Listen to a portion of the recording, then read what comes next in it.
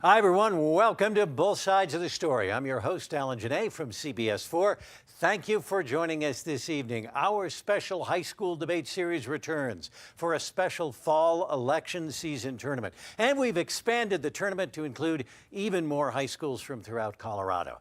As always, on both sides, each student will offer a case, ask and answer questions, and offer a rebuttal. We'll also feature our expert judging panel who will chime in with questions of their own. Both students have prepared a pro and a con case for tonight's debate topic. They won't know which side they'll defend until we have a coin flip right here in the studio. Now, this is the first round of our fall election tournament. The winner of this debate will move on to our semifinal rounds in October. On tonight's show, students from Mountain Vista High School and Highlands Ranch and Manitou Springs High School are here. So let's meet our participants. First up is Taylor Knight from Manitou Springs High. Taylor is in his third year on the Manitou Springs Forensics team, having earned a degree of distinction in the National Speech and Debate Association. He has competed in United States extemporaneous speaking, congressional debate, as well as Lincoln Douglas debate. He plans on pursuing a career in business. And Abhi Bhandari, a senior at Mountain Vista High School, is here. When not doing debate, Abhi runs cross country and track, volunteers weekly at the Denver Museum of Nature and Science. And joining us tonight is our special panel as well. They will offer their analysis of the debate. They are Dominic Dezzutti, host of Colorado Decides, the election and debate series produced in conjunction with CBS 4. And next to him is Joey Bunch, deputy managing editor of Colorado Politics. All right, time to set the ground rules now. Each side will present their case. They'll ask each other questions and have a chance to offer rebuttals. When it is finished, we'll go to our illustrious panel for their own questions. We'll find out whom they felt offered the best arguments tonight. So let's get started. First thing we're going to do is tell you the issue. The issue up for debate today is, should Colorado invest in more water storage like dams and reservoirs to prepare for a drier future? So to get things going, we're going to have our coin flip right now and get things underway. Taylor, I'm going to have you go ahead and call this. A more vigorous throw there. Heads or tails? Tails. All right, tails it is. Would you like the pro-affirmative or the negative con? I'll take the affirmative case. You'll take the affirmative. That means you go first. Abhi, you'll go second with the con side. Taylor, you now have 3 minutes to make your case. Go right ahead. Colorado is expected to add 3 million residents by 2050, a 56% increase in a state already facing water supply challenges. To keep pace, News Deeply tells us the state is embarking on its biggest era of water development in generations. This brings us to the question, should Colorado invest in more water storage like dams and reservoirs to prepare for a drier future? Clearly, the answer is a resounding yes. And as the proponent in today's debate, I will explain several reasons that water storage is essential for the future of Colorado. Now first, it would be irresponsible not to build more water storage and infrastructure. As Colorado population grows, so does its demand for water consumption. The prediction for this increase is a gap of nearly 560,000 acre-feet of water by 2050, nearly 1,082,476,560,000 gallons of water. Bert Knight, director of Greeley's Water and Sewer, warns, we cannot simply conserve our way out of the anticipated gap. To not invest in further storage methods would be ignoring a continually growing gap that has been growing for years and needs to be addressed. And this development does not have environmental consequences. As noted by High Country News, in the Moffat Tunnel collection system, Denver Water will monitor streams below the diversion points and curtail the amount of water it takes when conditions approach dangerous thresholds for fish. Secondly, Colorado has already planned several storage projects under the Colorado Water Plan. The comprehensive Colorado Water Plan has endorsed many dams and reservoirs. Gross Reservoir, southwest of Boulder, is proposed to be enlarged to hold an additional 77,000 acre-feet of water. The proposed Chimney Hollow Reservoir, part of the Windy Gap Firming Project, would add 90,000 acre-feet of storage southwest of Loveland. As its name implies, the project is intended to firm up existing Colorado River water rights held by a dozen Front Range cities. The cities already draw on these water rights, but can't fully tap them because of storage limitations. The reservoir will solve this problem and allow them to divert the river almost every year. Along with 3 other major storage projects, these developments will add nearly 402,600 acre-feet of proposed additional storage on the Front Range. Aaron Millian of Waterhorse Resources explains how these storage projects are clearly feasible. The economics work because the market price of water for urban use in Colorado has tripled since 2012. Also, he believes the Trump administration will view the project more favorably. Between the past administration and the current administration, the regulatory environment has changed dramatically, he said. We're all looking at all possibilities for storing the water up and down the Front Range. Finally, conservation and storage can coexist, and should if the water plan objectives are met. 75% of Coloradans will live in communities that have water-saving actions incorporated into land use planning. Nothing in today's questions suggests that efforts to conserve water and use water wisely should be curtailed. We can only meet our water needs with increased storage infrastructure. And through cooperation between both infrastructure and conservation, we can see that, well, the water problems will simply go away. Taylor with the Pro Side, thank you very much. The question in short today, should Colorado invest in more water storage for a drier future? Abi Bandari is here now. You now have 2 minutes for questions and cross-examination. Abi, go ahead.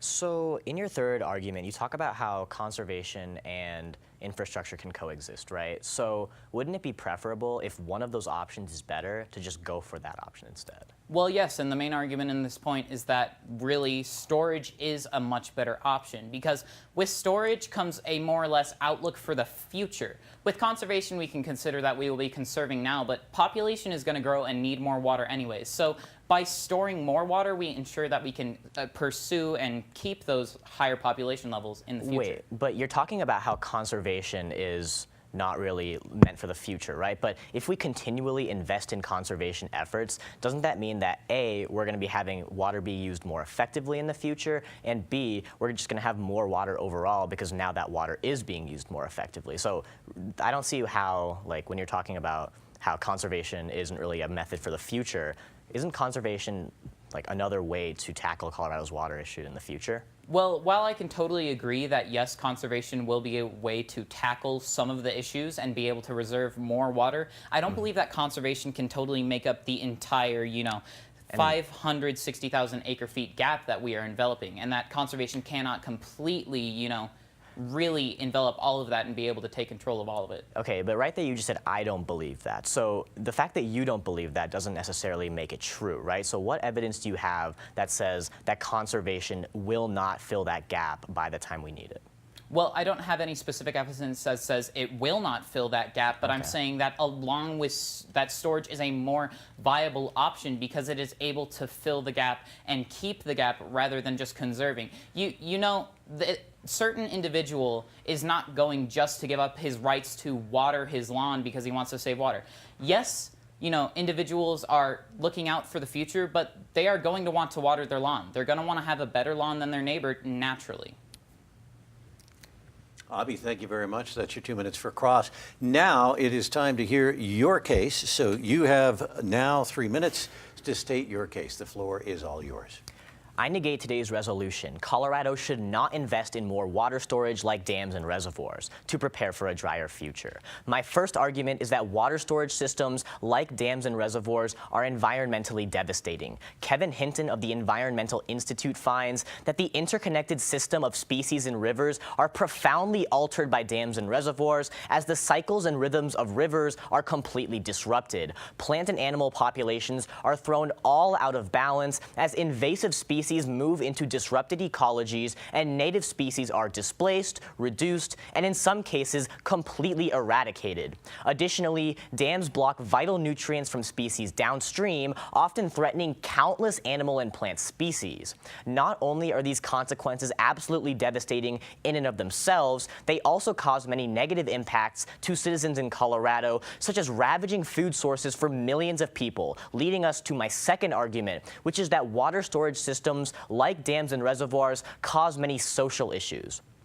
One of these issues is the fact that they displace those living near rivers. The World Commission on Dams estimates that 40 to 80 million people have been displaced by dam construction worldwide. Millions more have lost land and homes to canals, irrigation schemes, roads, power lines, and industrial developments that accompany dams. Specifically in Colorado, the study finds dams constructed along the Colorado River, the Platte River, and the Cherry Creek have resulted in thousands of people being evicted from their homes, often given nothing in return and nowhere to go.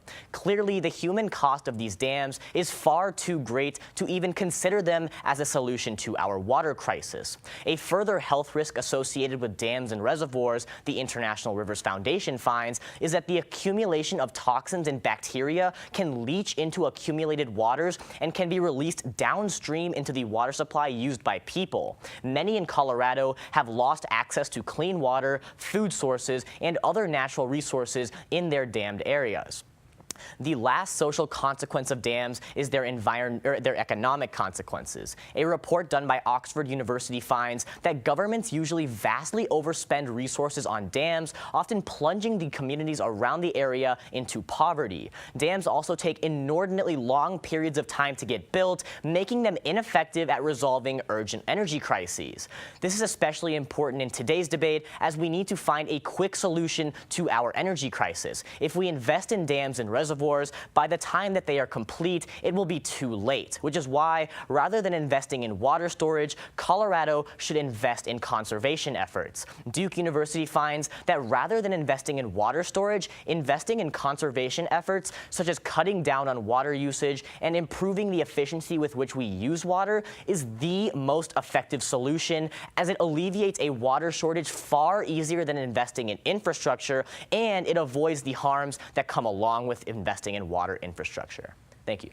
Abhi, thank you very much. And Taylor, now you have 2 minutes for questions. Again, our question today: should Colorado invest more in water storage for a drier future? You've heard Abhi with the negative. Now back to the positive in your questions. Taylor, 2 minutes. Go ahead. So now, what if we are already tapping from a certain river source and are just limited by our storage capacity? Couldn't you agree that the environmental effects are already been made and it is more beneficial just to use it as well as we can? Wait, so why exactly would the environmental causes have already happened? So now, well, if we were, say I only had 20,000 foot acres of storage, Sure. but my river had the capacity of holding 72,000 acres of, storage. And we were already tapping off of it. Now, what's the problem with just tapping more and being able to use that to our advantage? Well, the problem doesn't come with tapping, right? The problem comes with construction of the things that you're advocating for, which is dams. The more dams you build, the more pollution that puts into the water, which people use, and the more it disrupts the ecology of rivers. Things like fish, the nutrients aren't going throughout the river. They're being blocked off by this dam, which ultimately results in species often becoming eradicated due to these dams. So it's really, even though, I agree dams are already in place, putting more in is not the solution when it comes to environmental concerns. So now, do you have any certain examples of specific species being eliminated by dams, or any sort of actual specific dam cases that have affected the environment in Colorado? In Colorado, well, let's look at the Hoover Dam. Now, I know that's not in Colorado, but that blocks the Colorado River, right? So when the Hoover Dam was constructed, that resulted in a lot of species, I don't know the exact species of fish, that were eradicated, but there were many species of fish that were harmed due to the fact that the river was blocked and the nutrients weren't able to come down to places in Colorado, and the entire, the cycle and the rhythm of the river was disrupted by the dam. Now, what would you prefer? Water being available for all residents of Colorado and dealing with the issue as is, or having a couple of people displaced because we're just trying to help, secure for the future? Well, you make it sound like it's not really a bad deal, right? But these people being displaced, it's a lot of people being displaced because dam construction causes a lot of people to be displaced. The entire area has to be evacuated. And B, those people are often given nothing in return, nowhere to go. So I would say no, rather than doing that, we should focus on conservation. All right, that does it for the questions right now. But Taylor, you now have 2 minutes for a rebuttal. Again, he is on the pro side, in favor. Go ahead. So now, the simple fact with most of the land right issues and problems that come up with, say, damming a certain area is that When we go to secure water rights or certain rights for certain rivers, we buy those water rights and land off of the people that we are trying to get the water from. Now, the simple fact is that we are going to have a deficit by 2050, and we need to build these reservoirs. Otherwise, we are going to be dealing with billions of gallons of water that we simply do not have to supply to the residents of Colorado. The issue is not the fact that we may be displacing a few homes. It's an idea of the greater good of every individual. When we talk about conservation, we're looking at the greater good of every individual. So in order to ensure that we need these 500,000 foot acres of storage, we need to be able to displace a few couple people for dams, etc., in order for the better good of Colorado. The idea behind these ecological impacts, such as impacting the environment of the river, may be negated by the fact that one of the major projects that we are already implementing has been being used for years. Like I stated in my case, the Gross Reservoir southwest of Boulder is supposed to be enlarged to hold an additional 77,000 acre-feet of water. And it's intended to firm up existing Colorado River water rights. We already hold the water rights to this river, and we've already been tapping it. Dozens of cities have been tapping it for years, and by simply enlarging the reservoir, we are allowed to use more water, be able to help our residents. The fact is that conservation cannot make the difference because every individual is going to want to use the water. We need to build up the storage even if it has some slight negative impacts because of the fact that we do not have any other choices. By building these reservoirs, making sure that we do not have that gap anymore, we are able to ensure a positive future for the population of Colorado and for our water conservation. Thank you. All right. Taylor Knight, thank you very much. Hobby, you now have 3 minutes to respond and present your closing argument. Go ahead. All right, so let's start. I'm going to go down my opponent's case. Now, at the beginning, he talks about how demand is increasing and we need more water. The problem with this is that, once again, he's ignoring all of the impacts that dam reservoirs cause to people. When he talks about how the Gross Reservoir was created and how that's increasing the reservoir size, he never mentions the fact that that hasn't had any environmental consequences. And the fact of the matter is that by enlarging dams and by creating more reservoirs, we are inherently, A, displacing people, B, displacing species, and C, causing a whole host of economic consequences to the people in that area that my opponent did not mention. Remember what I say from my case, which is that when governments usually invest in water infrastructure like dams and reservoirs, they typically overspend. We see this in countries all over the world. We see this even in Colorado. We see when they invest in dams, they cause these areas to plunge into poverty because they direct all of the resources towards the dam rather than focusing on the well-being of their citizens. And so for that reason, even though demand is increasing, what I would say to that is that, A, the idea of conserving energy is a lot better. Remember what Duke University from my case tells you, which is that when we invest in conservation efforts, which isn't just saving water, it's also improving the efficiency with which we use water, that alleviates a water shortage far more effectively, and it also reduces the amount of harms that come to American citizens. So rather than investing in dams and reservoirs, which cause all sorts of things like environmental consequences